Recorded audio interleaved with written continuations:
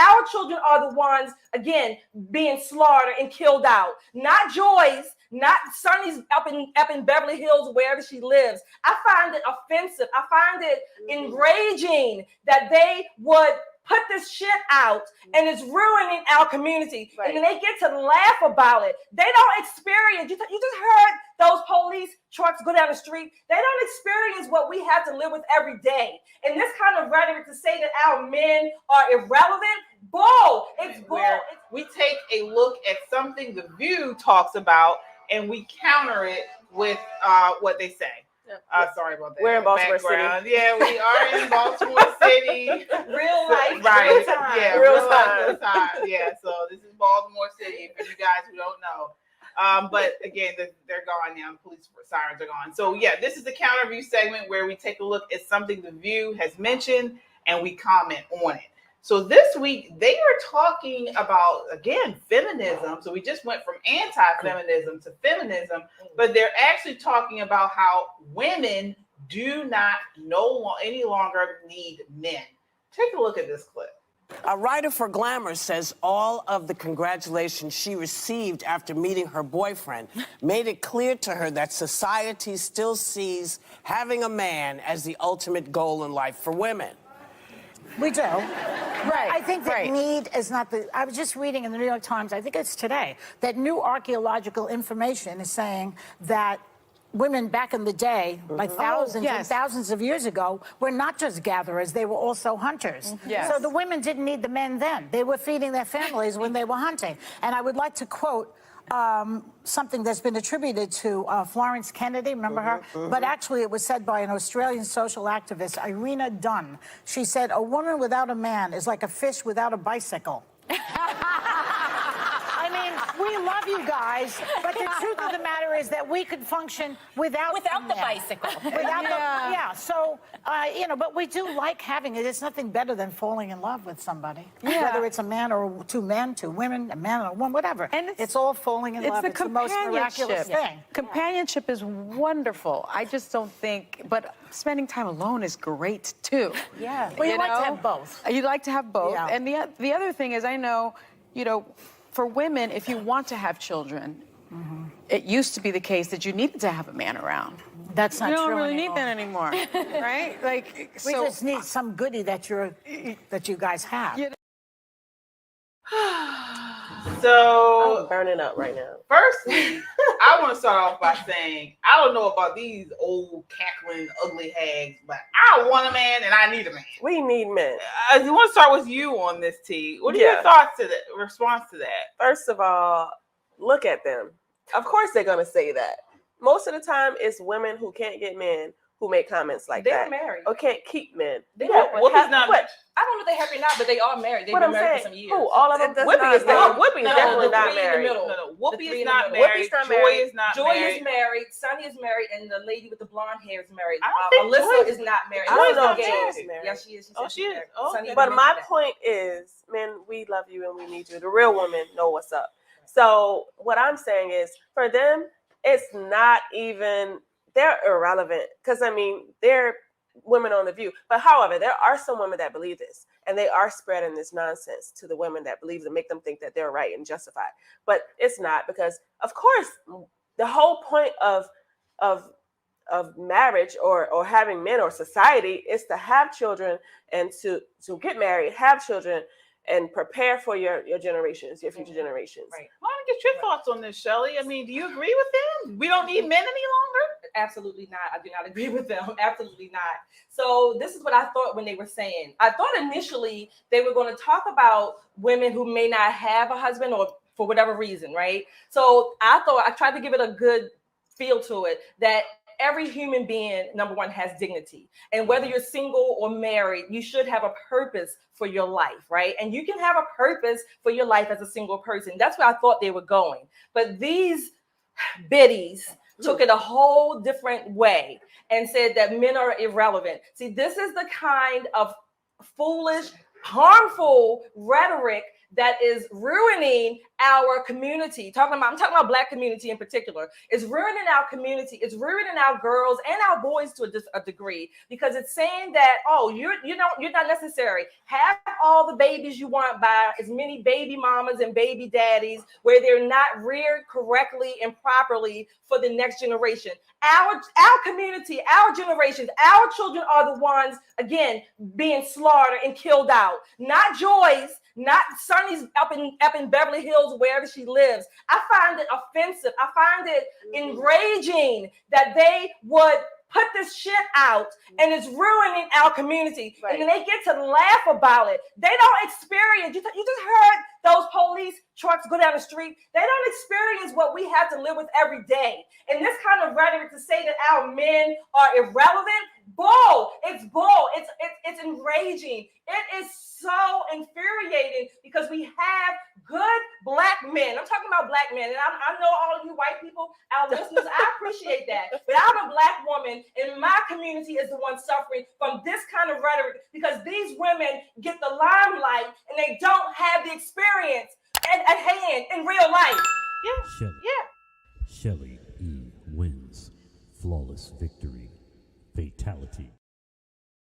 All right, so we want to. It is actually, they are basing it on data. Before I get to you, Yana, so there is data that's gone out. NPR referenced it, saying how researchers are behind a new study. A team from the University of Washington and Seattle Pacific University, they've put together some study. And that says, they say here, as scientists often do, we are analyzing large numbers of them, Wall Sheffer notes. Our goal was to go back to the original ethnographic reports of those populations and see what had actually been written about the hunting strategies. And so they found 79% of the societies for which there is data, women were hunting. Moreover, says Wall Sheffer, this wasn't just opportunistic killing of animals that the women happened upon. The vast majority of the time, she says, the hunting was purposeful. So they're saying that but again, we are coming out with this new data. For? First of all, what were they hunting for? That's like true. Possums? Not only that, it's very, I don't know the word, I can't think of the word right now. It's very curious how they worded that.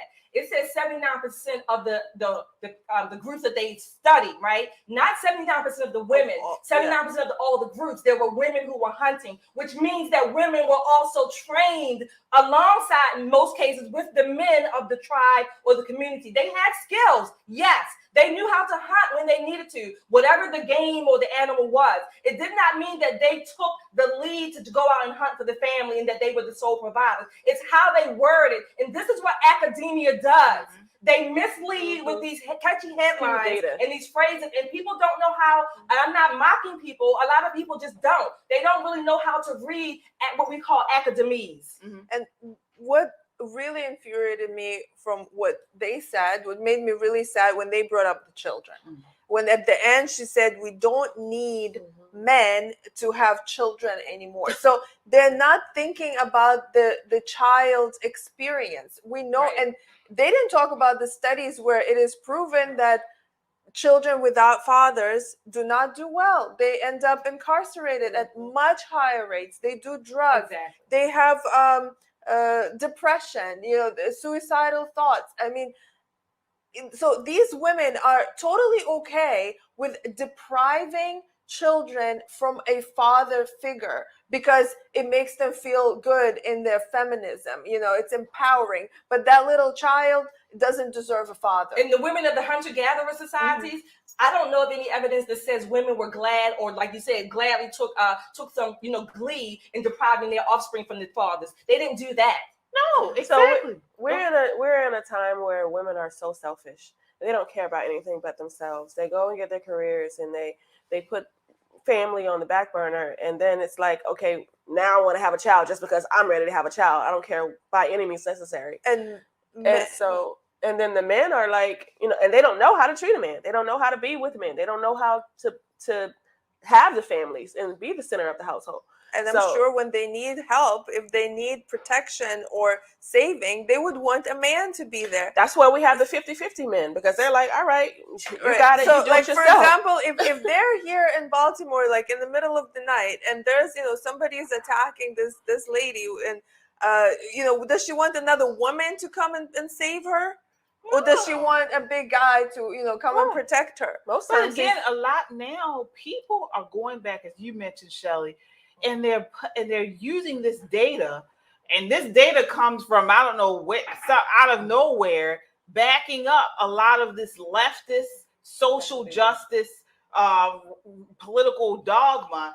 And then people, who aren't very, like you mentioned, are not very well read in academese. Right, academies. And it's how they word things in the academy. It's how they word things, and then it filters down to the mainstream, a lot of times out of context. But what's also angering is that the academicians don't step in and correct it. Well, that's what I was just about to say. I mean, even Black Conservative Perspective, this is a channel on YouTube that I follow, many of us follow, Black Conservative Perspective. If you guys are not familiar with it, definitely check it out.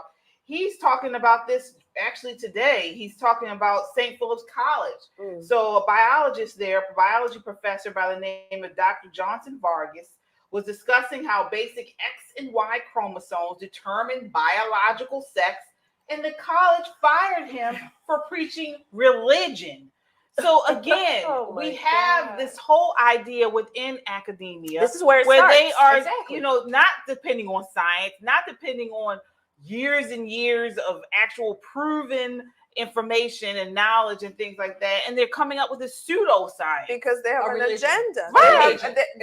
These are Marxists in colleges. It's a religion. No, you're right. Yeah, and so especially when the Soviet Union collapsed, these Marxists became, I think, even more enraged, and they wanted to really fight, the capitalism from within. So they infiltrated the United States, and they infiltrated the education system. So the people that you are referring to, these are Marxists. They don't care about facts. They care about their agenda, and they will wordsmith the science however they want for people to buy into it. It used to start in college, but now they're targeting primary education. Absolutely. So they're switching over now. Yeah, that's why I support organizations like PragerU, like Moms for Liberty, who are right there in K through 12 high schools and elementary schools, and really going after these people with facts and figures and basic knowledge and biology and things like this, because they're taking over and they're corrupting our youth. We do have to move on. But again, please continue to comment, share this broadcast, and subscribe. Subscribe to our social media, subscribe to our YouTube, so you always know when we post and update new content. All right, so we're